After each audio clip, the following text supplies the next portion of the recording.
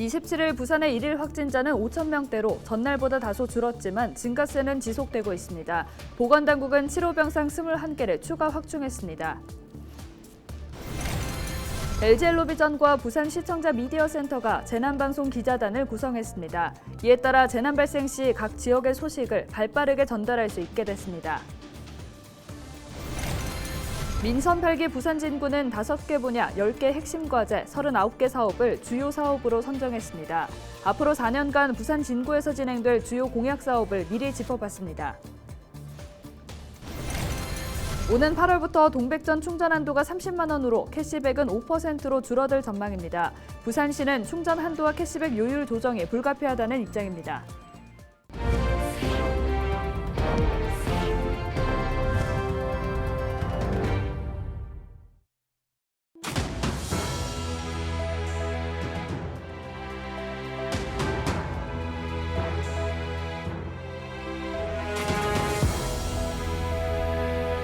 여러분 안녕하십니까? 헬로티비 부산 뉴스입니다.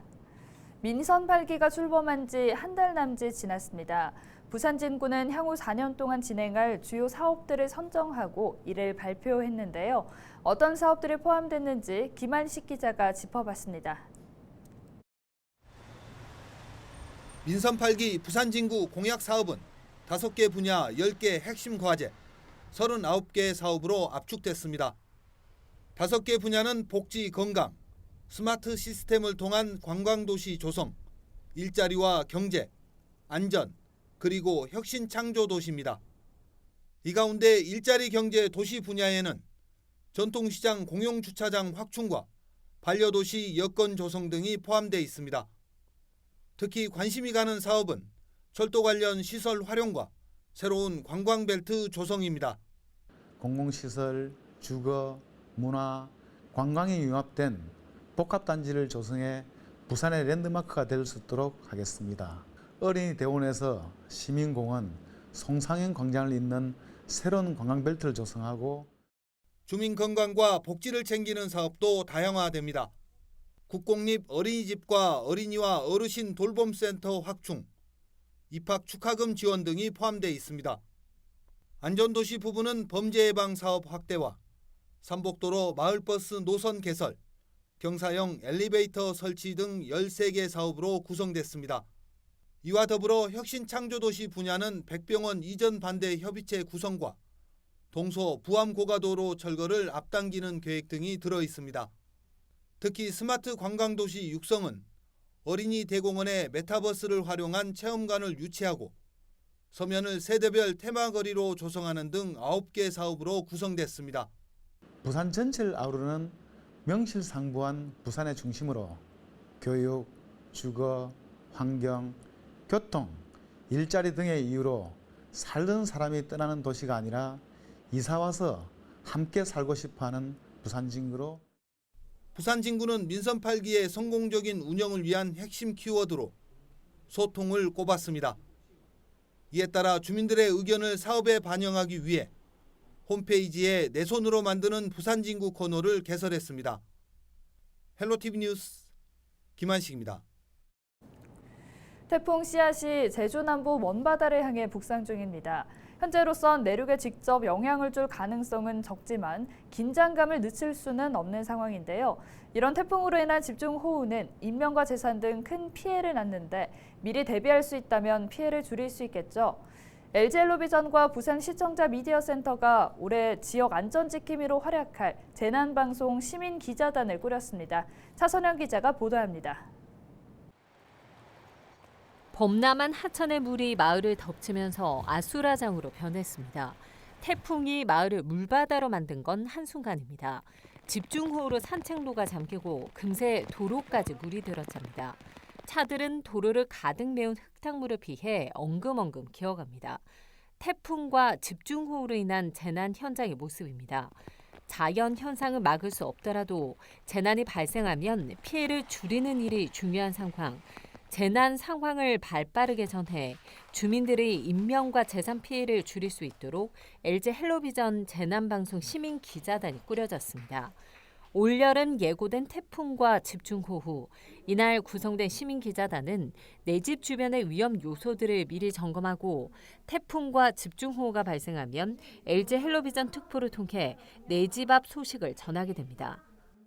현장 가까이 있는 관심 있는 시민들에 의해서 전파되는 것이 더 신속하고 정확하게 생명과 재산을 안전하게 보존할 수 있는데 기여하겠다.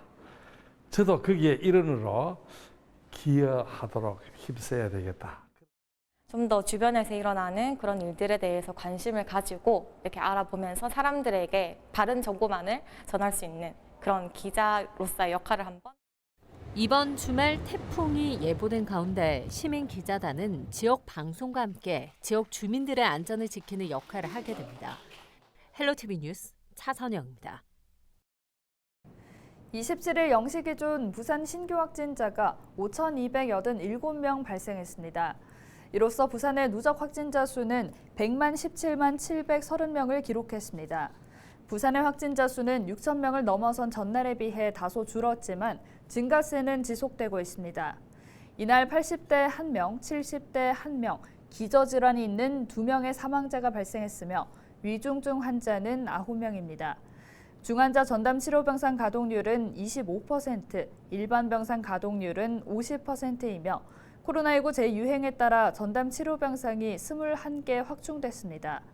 신규 재택치료자는 5,473명이며 현재 관리 인원은 22,939명입니다.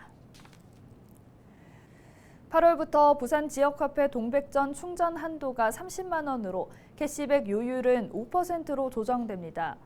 부산시는 추경 예산을 확보해 올해 발행 규모를 2조 6천억 원 확대할 계획이지만 시민 수요와 재정 여건을 고려해 충전 한도와 캐시백 요율 조정이 불가피한 상황이라고 밝혔습니다. 시는 올해 국비 지원이 2배 이상 대폭 감소한 상황에 지역 경제 활성화를 위해 지난해와 같은 규모로 동백전을 발행했지만 사용량이 급증하면서 8월 중 예산이 소진될 것으로 전망했습니다. 국방부의 유해 발굴 사업이 부산 지역을 시작으로 3년 만에 재개됩니다. 국방부 유해 발굴 감식단은 이를 위해 27일 6.25 전사자 유가족과 보건소, 보훈처, 군부대 관계자 등 130여 명을 초청해 6.25 전사자 유해 발굴 사업 설명회를 열었습니다. 이번 설명회는 유해 발굴 사업에 대한 궁금증 해소와 사업 필요성에 대한 국민적 공감대 확산을 위해 진행됐습니다. 설명회와 함께 유해 발굴 사업을 간접적으로 체험할 수 있도록 발굴된 전사자 유품과 발굴 현장 사진이 현장에 전시됐습니다. 제18회 일광 낭만가요제가 오는 29일부터 31일까지 기장 일광해수욕장에서 개최됩니다.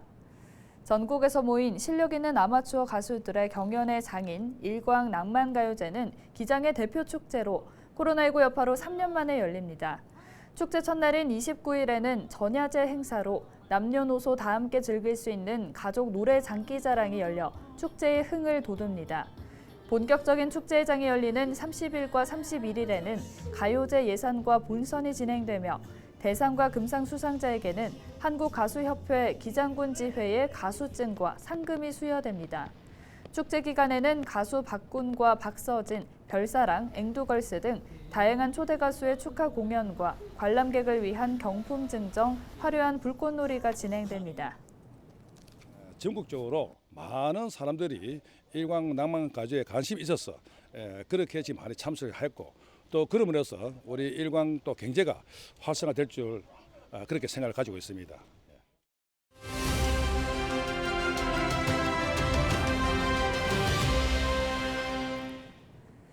지난 1분기 국내 전기차 등록대 수가 25만 대를 넘었습니다.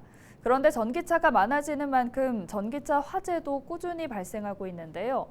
전기차는 한 번 불이 나면 순식간에 불길이 커지는 데다 불을 꺼도 다시 발화할 수 있어 주의가 필요하다고 합니다. 김진재 기자가 취재했습니다. 주차한 차에서 불길이 치솟더니 얼마 지나지 않아 주변이 화염에 휩싸입니다. 지난 2월 부산의 한 아파트에 세워둔 전기차에서 불이 나 차량 5대가 불에 타는 피해가 발생했습니다. 소방당국은 전기차 배터리에서 화재가 시작된 것으로 추정했습니다. 이 같은 전기차 화재는 매년 꾸준히 발생하고 있습니다. 지난 2017년부터 4년간 발생한 전기차 화재는 모두 69건으로 다행히 사망자는 없었지만 5명이 부상을 당했습니다. 전기차 화재는 주로 배터리에서 발생하는데요. 외부 충격이나 배터리 불량, 그리고 이 배터리를 과도하게 충전하는 게 화재 주 원인으로 꼽힙니다. 전기차는 일반 내연기관차와 다르게 한 번 불이 나면 배터리 열폭주 현상으로 인해 순식간에 불길이 확산하는 특징이 있습니다. 특히 전기차 배터리는 차량 아랫부분에 설치돼 있어 불 끄기가 어렵습니다. 더구나 전기차에 사용되는 리튬이온 배터리는 물에 닿으면 불길이 더 강해지는 특성이 있어 내연기관 차량보다 진화 시간도 오래 걸립니다. 불이 난 전기차에 물을 뿌리는 소방관들. 차량 아랫부분에서는 여전히 불길이 살아 있습니다. 불에 타지 않는 천으로 차량 전체를 덮어 공기를 차단합니다. 차량 아랫부분이 물에 잠길 수 있도록 수조를 설치하기도 합니다. 더 이상 열 반응이 일어나지 않는 완진 상태까지 가는데 시간이 굉장히 많이 걸려요. 그래서 적게는 수시간, 많게는 하루 이틀 정도까지 계속되는 경우들이 있거든요. 화재 대응적인 측면에서 조금 더 이런 전기차의 특성에 맞는 진압 방법이나 대응 방법을 좀 갖춰야 될 필요성은 있다. 하지만 아직까지 뚜렷한 대책은 없는 상황. 전기차는 한번 불을 끄더라도 다시 불이 날 수 있기 때문에 운전자가 무리하게 자체 진화를 시도하기보다는 신속히 대피하는 게 중요합니다. 또 평상시 차량을 충전할 때는 정해진 시간을 넘어 배터리가 과도하게 충전되지 않도록 주의해야 합니다. 전기차 내부의 배터리는 충격에 약하기 때문에 외부로부터 강한 충격을 받지 않도록 운행에 주의를 기울이고 주기적인 차량 안전 관리를 통해 사고와 화재를 예방해야 합니다. 올해 1분기 기준 국내에 등록된 전기차는 25만 대를 넘어섰습니다. 전기차가 점차 보편화되면서 전기차 화재 예방과 대응에 대한 중요성도 커지고 있습니다. 헬로티비 뉴스 김진재입니다.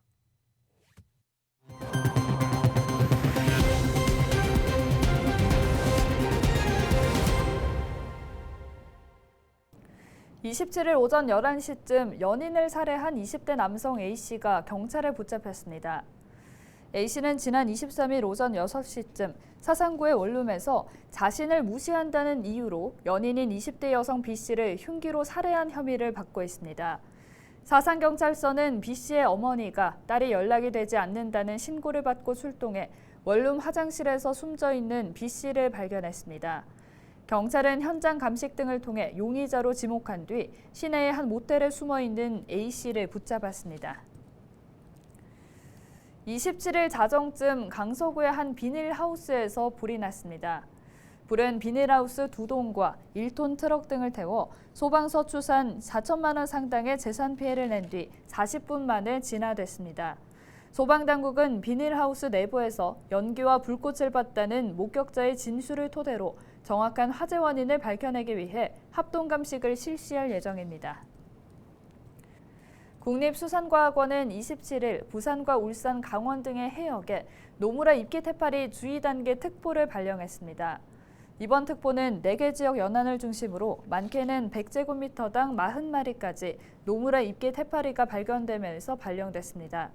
노무라 입기 태파리는 중국 연안에서 발생해 해류를 따라 한국으로 유입되는 해파리로 어업 피해뿐만 아니라 해수욕객 쏘임 사고 등을 야기합니다.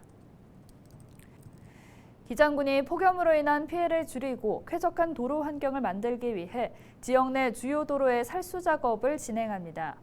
군은 27일부터 살수차 5대를 투입해 폭염특보 발령 시 오전 8시부터 오후 5시까지 기장시장과 오시리아 관광단지, 일광신도시, 정관신도시 등 유동인구가 많은 주요 도로를 중심으로 운영할 예정입니다. 한편 기장군은 폭염에 노출된 보행자의 안전을 고려해 횡단보도 그늘막 13개 곳을 추가로 설치했으며 수동 그늘막은 스마트 그늘막으로 교체하는 사업을 진행합니다. 제33회 부산사진대전에서 재종모 부산광역시 새마을 회장이 사진대전 대상을 받았습니다. 대상 수상작은 황홀한 연밭을 찾은 불청객이며 부산사진대전 수상작은 7월 26일부터 29일까지 부산시청 전시실에서 만날 수 있습니다. 이상으로 뉴스를 마칩니다. 함께해 주신 여러분 고맙습니다.